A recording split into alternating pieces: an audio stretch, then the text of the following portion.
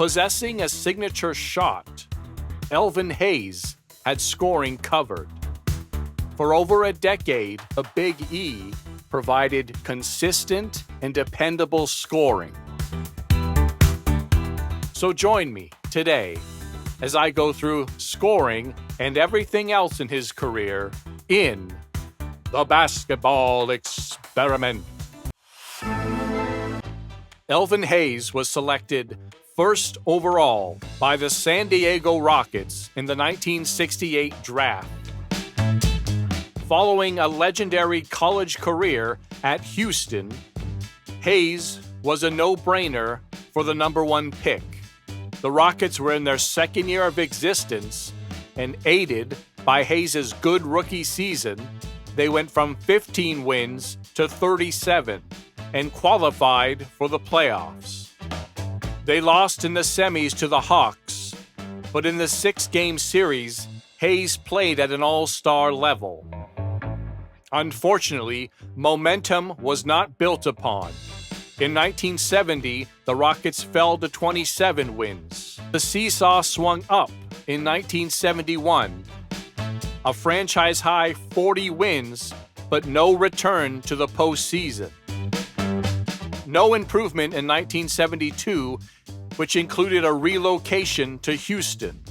During the last 3 seasons, EasE was named an All-Star, but played at more of a high-value starter level. In the summer of 1972, EasE would be traded to the Baltimore Bullets, where he would play next to Wes Unseld. It was the first winning team EasE had played on, and he was in the playoffs for the first time since his rookie season. The Bullets were bounced out in 5 in the semis by the Knicks. In 1974, EasE would see his second team relocation as the Bullets moved to Washington. Now at age 28, EasE's play went up a level, and he finished 5th in the MVP voting. The Bullets would battle the Knicks again in the playoffs. They would lose Game 7, and despite EasE's shooting struggles in that game, he was phenomenal in the series, averaging 25 points, 15 rebounds, and shooting 53%. The 1975 Bullets would really click together, winning 60 games, led by EasE's strong season where he finished 3rd in the MVP voting. And we'll take a look at the 1975 season for Elvin EasE, first with the basic stats: 23 points per game, 12.2 rebounds, 2.5 assists, and 4.2 stocks. He shot 44% from the field, which is in line with his shooting in his career up to this point. The next season and the few seasons after that, his efficiency would increase because he would start taking less shots, perhaps using a better shot selection. The advanced stats: PER of 19, win shares per 48.173, total win shares at 12.5, which is a career high, the BPM at 3.3, and the VORP at 4.6. In my opinion, this is right on the line or the borderline of an all-NBA level season. So I do differ somewhat with what the NBA had him this year. As I mentioned, he finished 3rd in MVP voting and made first team all-NBA. I don't feel it's quite at that level, but it is his best regular season, and on top of that, just a really good season by itself. In the playoffs, the Bullets survived a Game 7 series versus the Braves to advance to the conference finals. EasE contributed averages of 25 points and 10 rebounds to help defeat the Celtics in 6. Finally, EasE was in a long playoff run, now reaching the finals for the first time in his career.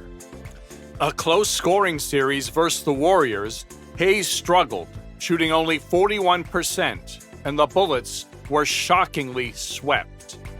And now we'll take a look at the 1975 playoffs for Elvin EasE, his first finals run. First with the basic stats at 25.5 points per game and the double-double at 10.9 rebounds, 2.2 assists, 3.8 stocks, shot 46% from the field, which is up slightly from the regular season.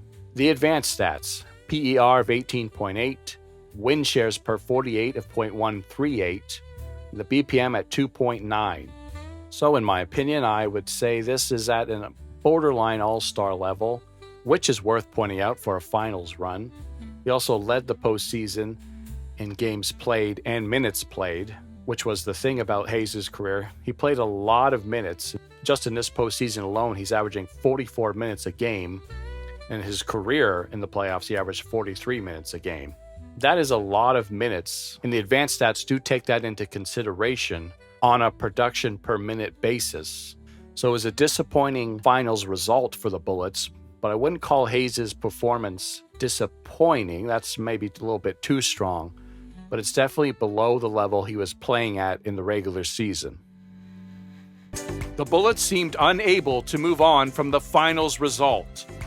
Both the team and Hayes took a step back in 1976. A dreadful fourth quarter against the Cavs in Game 7 of the semis ended their season. Hayes bounced back in 1977, playing very near his peak level established in 1975. But after another defeat in the semis, it looked like the Bullets' contending days were over. They looked mediocre in 1978, winning 44 games. And now at age 32, Hayes was looking more like a high-value starter again.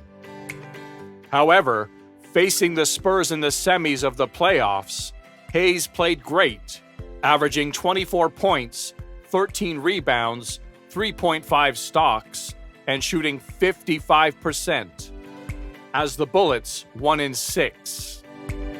In Game 4 of the conference finals versus the 76ers, Hayes was dominant, 35 points and 19 rebounds on 63% shooting, to give the Bullets a surprising 3-1 lead in the series.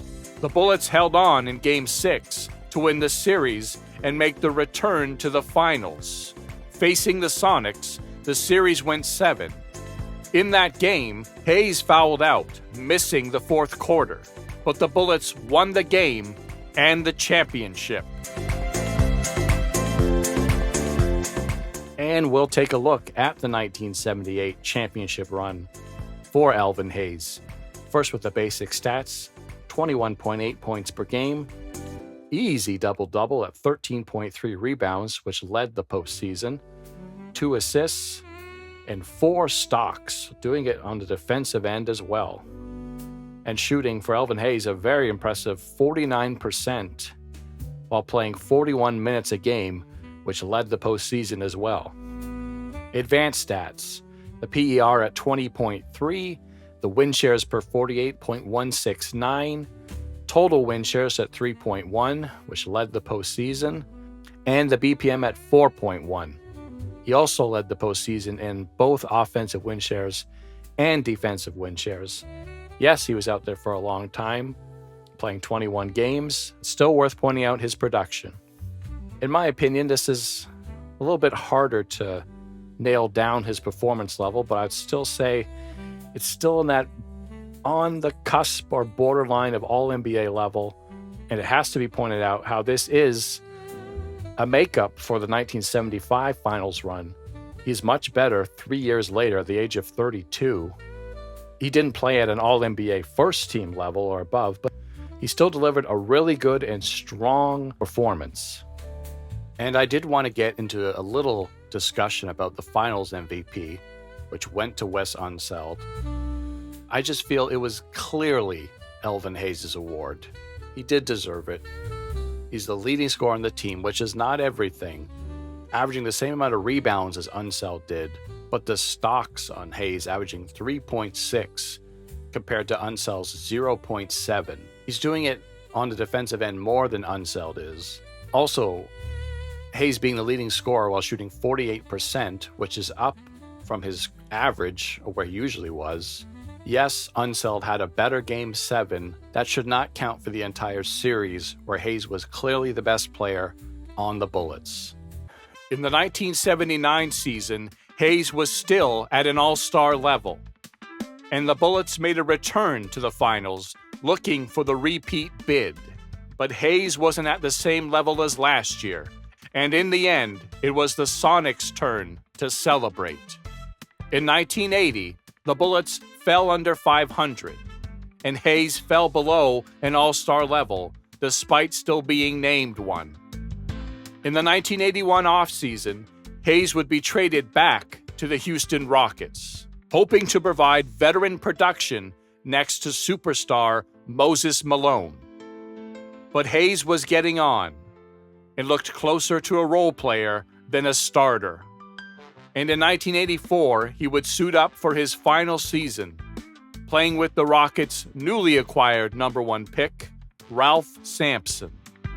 And now we will take a look back at the prime of Elvin Hayes, encompassing the 1974 through the 1979 season.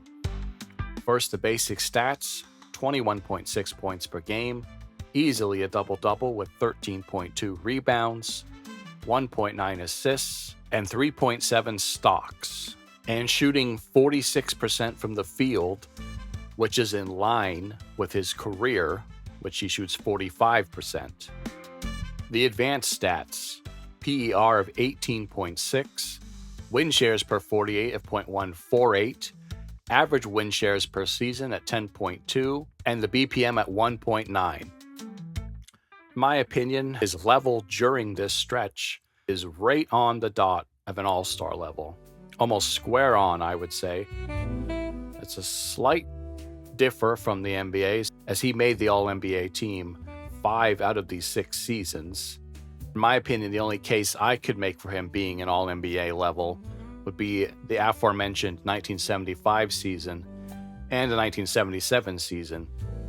But for the entirety of the run, comfortably at an all-star level.